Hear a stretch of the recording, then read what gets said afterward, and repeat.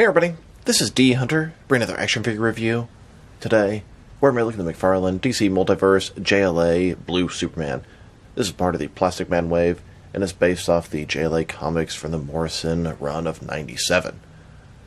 I pre-ordered the entire wave from the McFarlane toy store, used the bundle discount and the coupon code, got them for a very good price, and they finally arrived today. Funny thing is, I found all the Platinums at Target several days earlier, but now I have both the Platinum and the regular versions, completing my collection of the wave.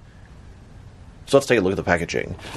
As you can see at the top, 22 moving parts, McFarlane toys, ages 12 plus, DC Multiverse Superman, collect to build Plastic Man. This is the first of 4 figures you need to make Plastic Man. Here he is in the package. We have a bunch of electrical energy effects, Plastic Man's torso, display stand, and collector's card. One side of the package, Superman from JLA. Other side, Superman. At the bottom, there's his barcode, if that helps anybody. And at the back, here's Plastic Man. Here's a piece of Plastic Man you get with Superman. Here's instructions how to build Plastic Man. And here is the rest of the wave. So with no further ado, let's open them up. And, as I said before, I also have the Platinum Chase variant of Superman. This is the red version. So it's really cool to have both the blue and red ones together. And like I said, I did get the entire wave from the McFarlane toy store. These are all 4 of the regular versions for this wave. Alright, now that we've got these figures out of the package, here they are with all their accessories laid out. They both come with a display stand, a collector's card, 4 energy or electric effects, and they also have Plastic Man's torso. Before I take a look at all that, let's talk about and check out the figure. So in front of you, we have both the blue and red Superman figures. There was a comic story where Cyborg Superman worked with Toyman and caused Superman to split into 2 different beings. Each one represented aspects of personality. Blue was more cerebral, more of a thinker, and then red was more rash and a little bit decisive, always wanted to take action before thinking. So it's kind of gimmicky, but kind of cool at the same time. So let's take a look. So, as you can see, Superman with blue skin, also blue hair, white eyes. He's got the costume sort of wrapped around his face, a little bit of an alternate type Superman logo. I believe it's done on the Page Puncher body, but we'll take a look at that in depth shortly. Double jointed elbows, double jointed knees. As a whole, the body's kind of bland, basic, but fairly accurate. Now, the blue one is the more commonly found one. That is the regular release. And then the red one here is the Platinum Chase variant. It's the exact same figure, but it has a totally different personality. This one looks kind of like he's angry, and that's sort of accurate to the source material. Once again, exact same figure. They both look pretty cool, and it's a pretty cool way to get double use out of the exact same body from McFarlane's point of view. I feel like almost every company wants to do this, that way they can double dip. Mattel did it, Hasbro did it, I imagine Mayfix will eventually get to it. This is also some 90s goodness, and we all have nostalgia to that era, at least a lot of us. And a closer look at his face and head sculpt. Colors are good, they really pop, looks nice.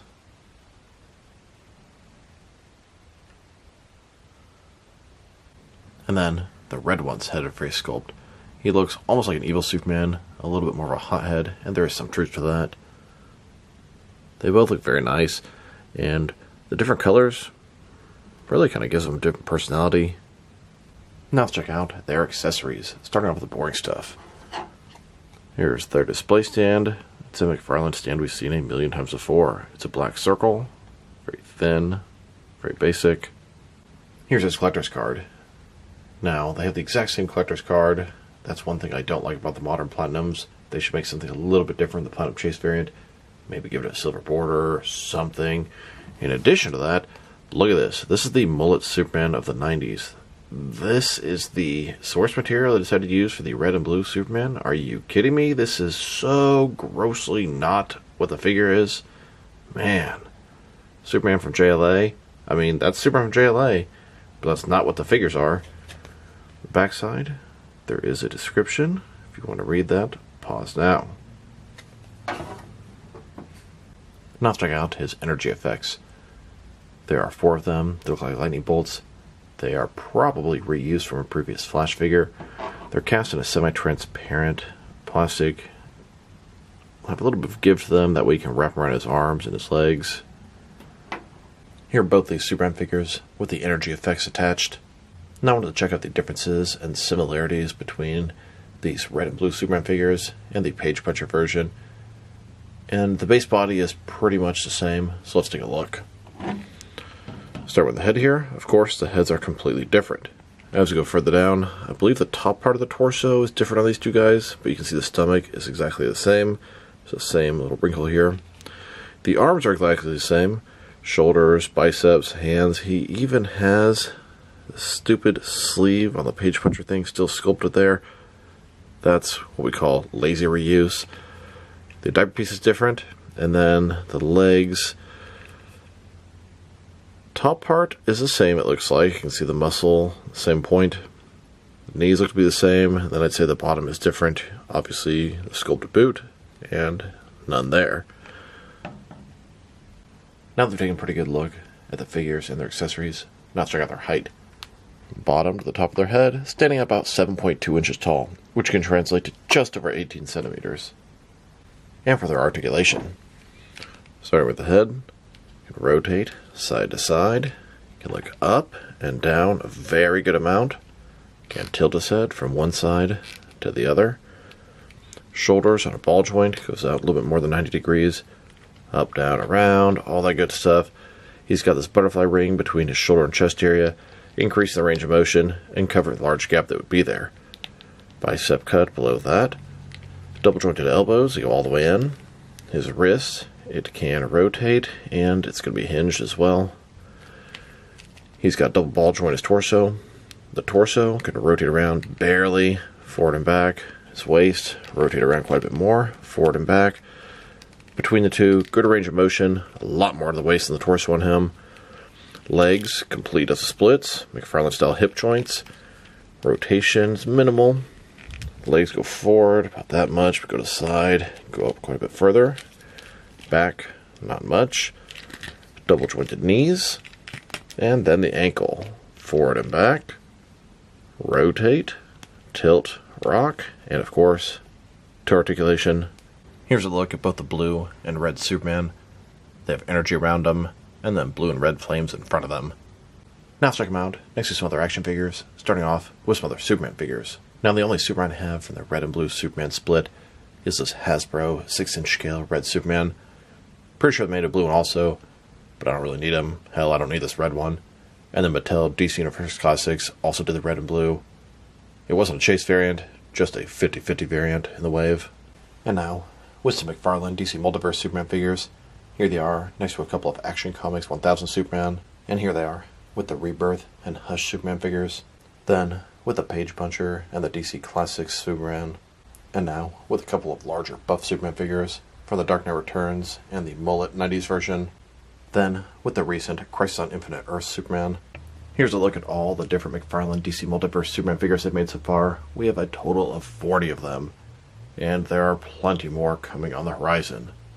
Like I said before, these two Superman figures utilize the majority of the Page Puncher body.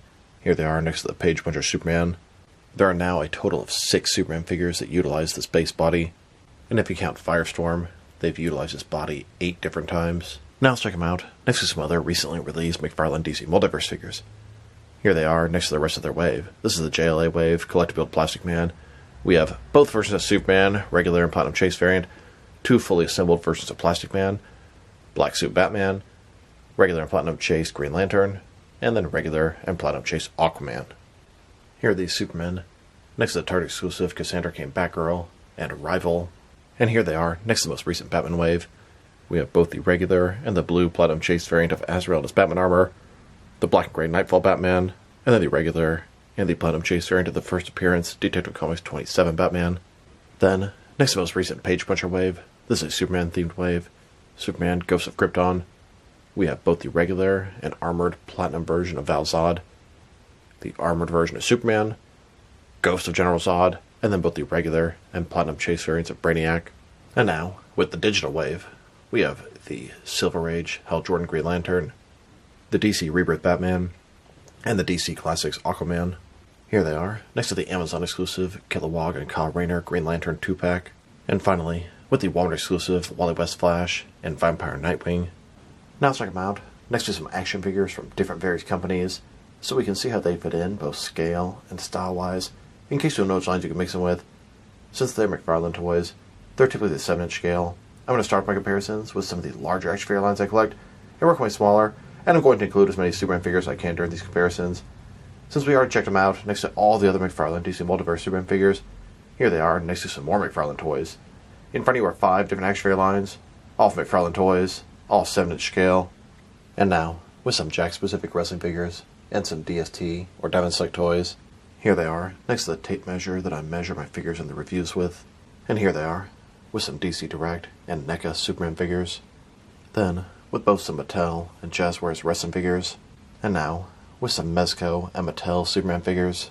Next, with some Mafex and Hasbro Marvel Legends. And finally, with some SH Figure Arts and some Jazzwares Fortnite figures. So overall, these are some cool Superman figures. The blue and red split.